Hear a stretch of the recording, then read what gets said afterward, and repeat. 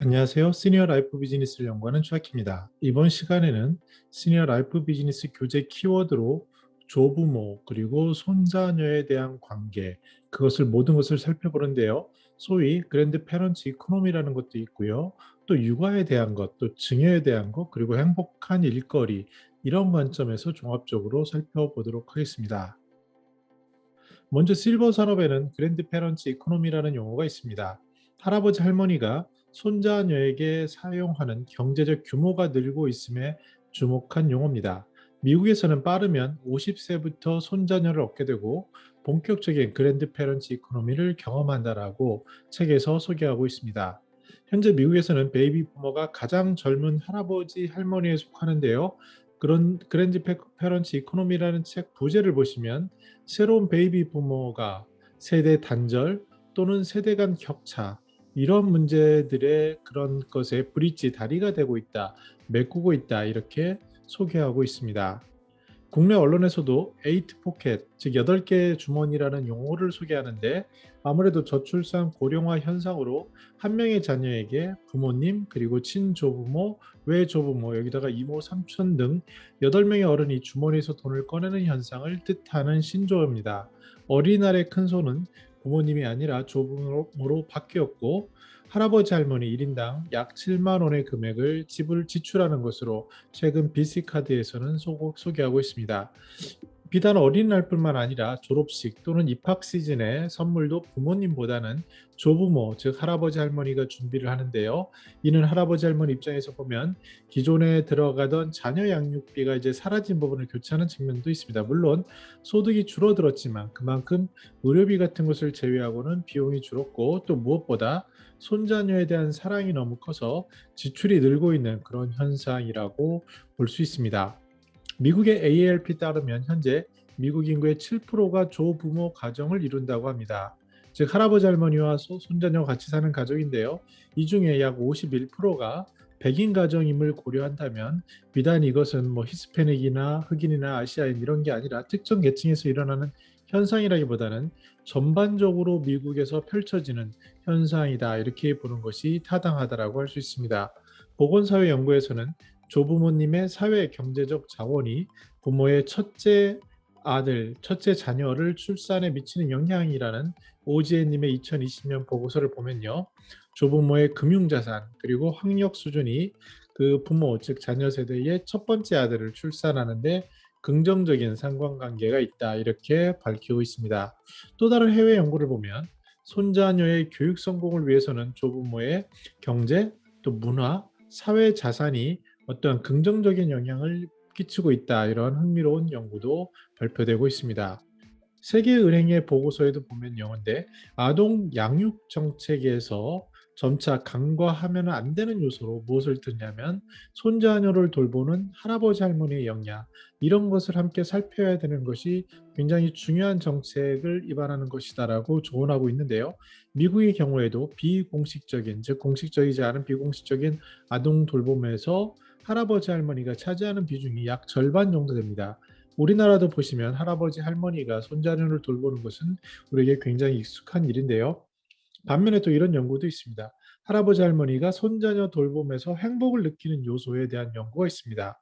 어떤 가정을 했는데 먼저 할아버지 할머니는 손자녀 돌봄에서 행복을 느끼는 요소에 손자녀의 성별이 중요할 거다. 즉 손자녀가 아들이냐 딸이냐가 중요할 거다라는 가설을 세웠는데 오히려 제대로 연구해 보니 이것은 영향이 덜하고요.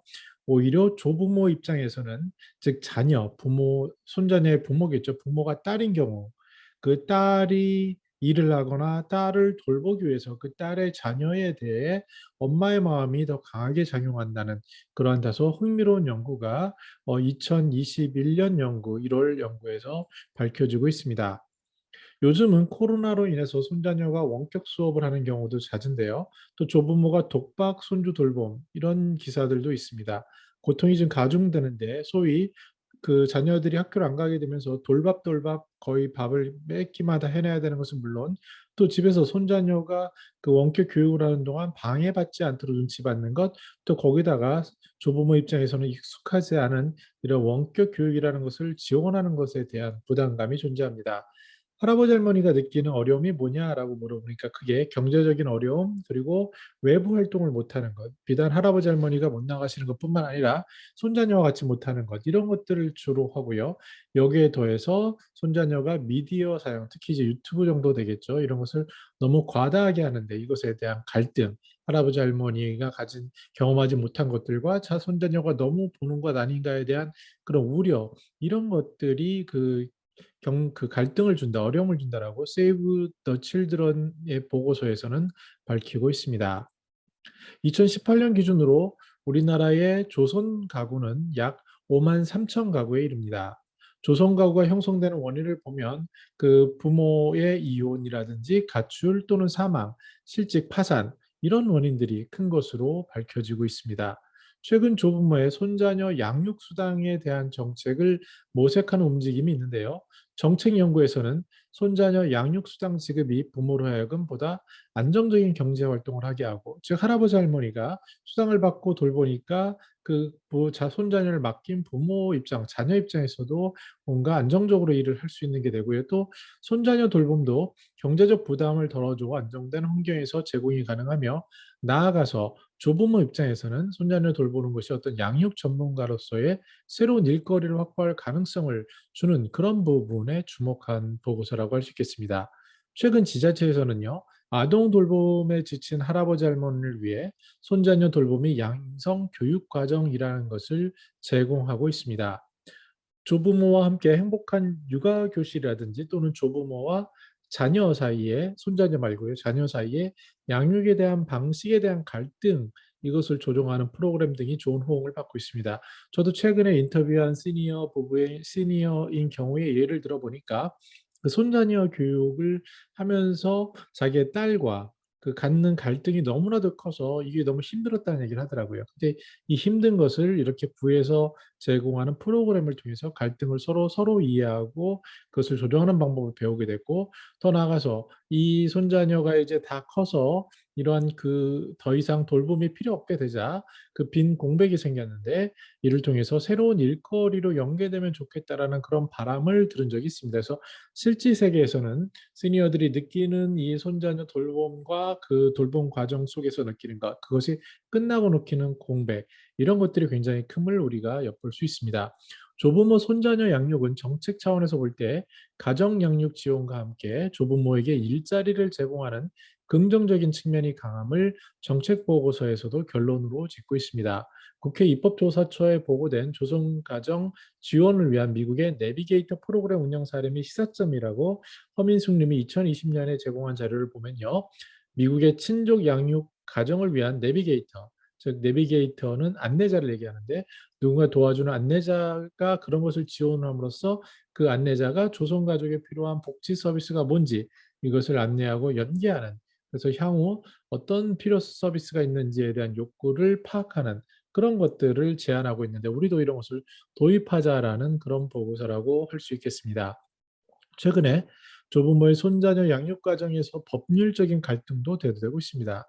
즉, 할아버지 할머니와 부모 간의 갈등이 없으란 법이 없죠. 기껏 돌봐봤더니 뭐 그런 서운함 이런 것도 적용할 수 있고요. 또는 손자녀를 뺏어가는 그런 것도 적용할 수도 있을 것 같습니다. 그래서 이런 우리가 생각하지 못한 그런 있어서는 안 되지만 그런 과정에 대해서 민간 법률 지원 서비스에서 양육비 이행에 대한 법정 조정도 등장하고 있는 것을 봤을 때 이 문제가 우리가 생각한 것보다 보다 심도 깊게 봐야 할 가능성을 엿보여준다 할 수 있습니다.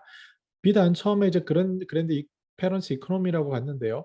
더 중요한 비즈니스 관점에서는 이 증여라는 부분이 있습니다. 즉 조부모가 손자에게 증여하는 추세가 더 확산되는데요. 최근 이제 부동산이 가격이 올라가고 이것을 팔기보다는 손자녀에게 증여함으로써 세금 압박을 피하는 이러한 탈출구들이 굉장히 많이 시도되고 있죠. 그런데 그 증여를 하게 되면 조부모에서 손자로 가게 될 때는 아무래도 증여세가 한 30에서 40% 할증이 됩니다. 이것이 단점이지만 또 장점도 있습니다. 뭐냐면 어차피 조부모가 부모에게 주고 부모가 손자에게 줄 것을 곧장 자녀를 거치지 않고 손자녀로 가니까 이 증여에 대해서 두 번 거치지 않는 그러한 절수 효과가 있고요. 또 증여한 후 5년이 지나게 되면은 할아버지 할머니의 자산에서 상속했을 때 그 비용은 빼기 때문에 과세액에서 배제되는 그런 효과가 있다라고 얘기하고 있습니다. 또 드라마 속에서도 옛날에 그 자녀와 손자녀에 대한 부의 이전이 소개된 경우가 있는데요. 특히 이제 갑작스럽게 부모님이 돌아가셨을 때 그 사망보험금을 타 가지고 자녀가 경제적인 부담 대신에 이것을 가지고 새로운 출발에 그 마중물이 되는 것을 많이 봤습니다. 저도 한 2-3년 전에 시니어들과 이제 인터뷰를 하면서 그런 니즈를 봤는데, 나이가 더 드시니까 손자녀, 특히 사랑하는 자녀에게 무언가 그 혜택을 주고 싶은 방법, 즉 직접적으로 돈을 조기에 줌으로써 그 어떤 갈등을 유발시키기보다는 다른 간접적으로 자녀가 독립 성장했을 때 지원이 되는 방법을 고민하는 것을 들었습니다.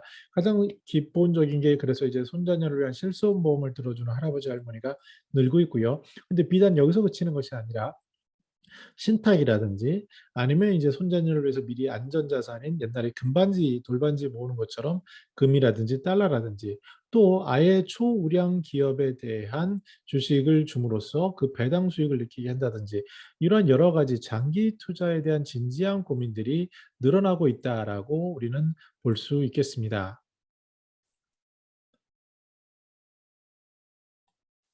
네. 그리고 조미란 님의 그 다른 보고서가 있는데요. 영아기 손자녀를 돌보는 조부모가 갖는 행복의 의미라는 석사 논문을 보면, 그 할아버지 할머니가 손자를 돌보면서 갖는 행복감을 크게 세 가지로 봅니다. 특히 이제 영아기니까 아기이죠.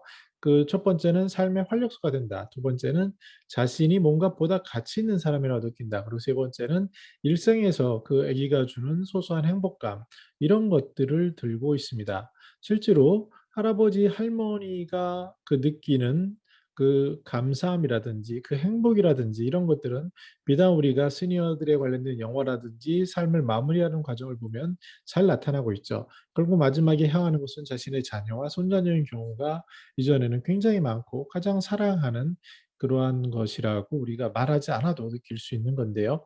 또 다른 이런 보고서도 있습니다. 조부모의 유대감이 노인에 대한 이미지와 태도에 미치는 영향, 이런 논문도 있습니다. 이것은 무엇을 얘기하냐면, 과거에 조부모님과 같이 살아온 경험이 있는 사람, 그래서 애정적인 결속감이 있거나 또는 가계의 연속감이 높을수록 노인에 대해서 태도가 더욱 긍정적이다. 이런 것을 그 결과로 제시합니다. 앞에서 소개한 그랜드 페런츠 이코노미의 부재처럼 새로운 베이비 부머가 신세대인 손자녀의 관계를 통해 세대 격차를 줄여주는 브릿지의 역할을 한다고 볼 수 있는데요. 이것도 우리나라에 최근에 비슷한 현상이 발견되고 있습니다. 살아온 삶의 경험과 가치관이 너무나도 다른, 예를 들어서 20대 그리고 60대, 70대의 경우에 잘 나타나는데요. 서로가 서로에 대한 사랑과 관심, 배려를 보이고 있습니다. 즉 젊은이는 시니어 할아버지 할머니의 그 적적한 시간을 어떻게 여가 시간을 돌봤으면 좋겠다. 그리고 이제 비용 돈이 없을 수도 있는 부분에 대해서 어떻게 일자리나 복지를 좀 배려하면 좋겠다라는 그 연민과 그 사랑이 담겨 있고요. 또 조부모 입장에서는 여기서 젊은 사람들이 너무나도 빡빡하게 일하고 공부하고 하지만 일자리를 찾지 못하는 이런 것에 대해서, 이 젊은 사람들을 위해서 뭔가 효과적인 우리 손자녀를 위한 일자리에 대한 그런 배려가 필요하다라는 것을 서로 응원하고 지지하는 그런 것을 제가 엿봤습니다. 그래서 이것은 우리 부모님들의 그 내리사랑이라고 할 수 있겠습니다. 정리해 보겠습니다. 오늘 손자녀 그리고 조부모 관계에 대해서 살펴봤는데요. 크게 6가지 메시지를 볼 수 있겠습니다. 먼저, 장수, 더 오래 사심에 따라서 가족 구성원의 형태가 다양하게 바뀔 수 있다. 그래서 오히려 손자녀와 또 같이 살 수 있는 조성 가정도 늘 수 있다. 미국은 이미 7%고요. 우리나라도 5만 가구가 넘는다고 하니까 이러한 것에 대한 더 다양성, 그런 가능성을 열어둘 필요가 있다는 것이고요. 두 번째는 그 조부모의 그 관계, 사랑이 어떤 성격이라든지 또는 경제라든지 문화라든지 사회적으로 그 영향을 미친다라는 거죠. 즉 할아버지 할머니의 영향력이 손자 손녀의 삶의 방식에 긍정적인 그 마중물이나 도움이 되는 그러한 영향이 크다라는 것을 알 수 있고, 세 번째는요, 가족 구성이 점차 위기를 겪을 수 있습니다. 특히 제4차 산업혁명에 따라서 실직하는 경우도 늘어나고요. 또 경제의 양극화로 인해서 이런 고민들이 많이 생기는데 가족 구성의 위기 속에서 손자녀 돌봄에 대한 할아버지 할머니가 돌봐주는 것이 새로운 대안이 될 가능성도 있어 보이는데 이를 위해서는 과도한 독박 돌봄이 아니라 사회 정책적인 지원이 필요하다라는 것을 들 수 있겠습니다. 그리고 또한 할아버지 할머니 입장에서는 은퇴 후 길어진 삶 속에서 행복감을 느낄 수 있는 의미 있는 시간을 채워주는 것이 바로 손자녀 돌봄이 될 거고요.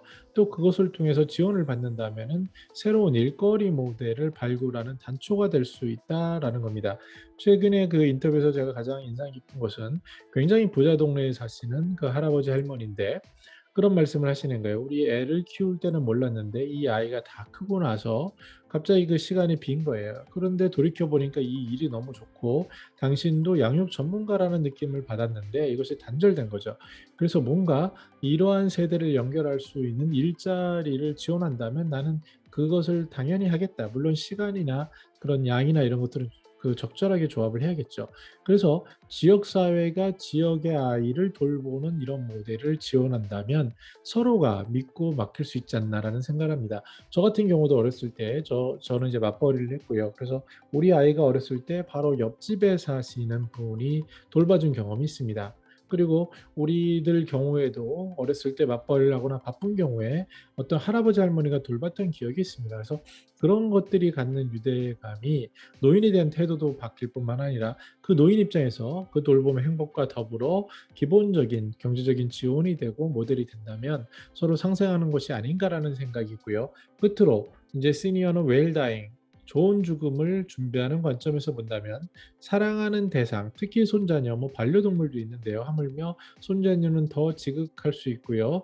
그 손자녀에 대해 유산을 남길 가능성이 있고 또 이런 것을 시작하는 재반 준비가 필요한 첫 단계가 바로 조부모 그리고 손자녀의 관계에 관련된 것들이라고 할 수 있겠습니다. 근데 오늘 이렇게 그랜드 페런츠 이코노미부터 해서 경제뿐만 아니라 돌봄의 현실 또 황혼에 돌보는 것들 그리고 할아버지 할머니 조성 가족에 대한 것들 그리고 이것이 노인의 태도에 영향을 미치는 것 그리고 시니어 입장에서는 어떠한 일자리 가능성이 있는지 이를 바라보는 정책과 사회는 어떻게 바라봐야 되는지에 대해서 다뤄봤습니다. 네, 저는 더 나은 시니어 삶 공동체를 연구합니다. 감사합니다.